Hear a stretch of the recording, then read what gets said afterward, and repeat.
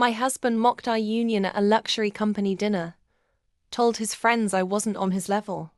So that night, I walked out and built an empire he'll forever envy.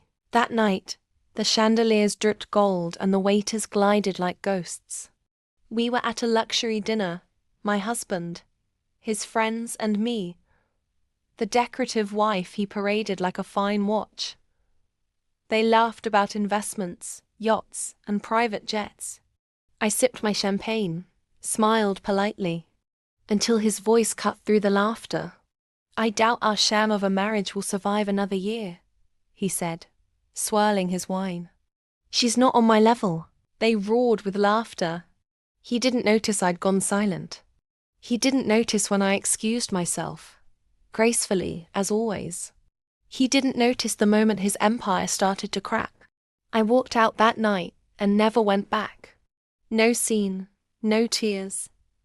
Just a calm exit and a small, cold smile. Because what he never knew was that while he'd been busy collecting mistresses and mocking me, I'd been quietly collecting power. See, that company he bragged about. I helped build it. Wrote the proposals, designed the campaigns, drafted the contracts, all under his name.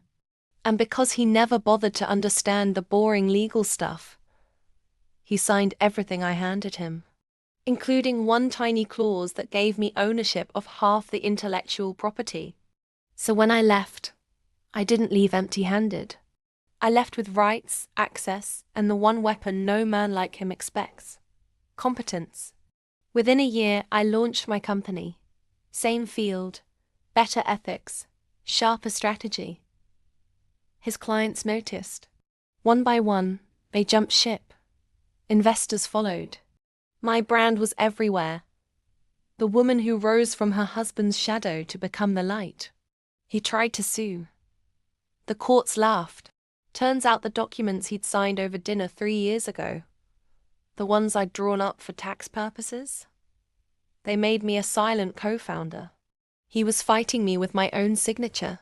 But the real twist, when the press called him for a comment on my success, he tried to smear me. He said, "She only built that company because she married me." And that's when my final card dropped. I donated a portion of my profits to fund a women's entrepreneurship scholarship in his mother's name. Every headline the next morning read, "Wife he called below his level, funds hundreds of women to rise above theirs." His empire crumbled beneath the weight of his own arrogance. Mine soared, built on the foundation he never realized I was laying while he laughed. Now when people ask about him, I just smile and say, he was right.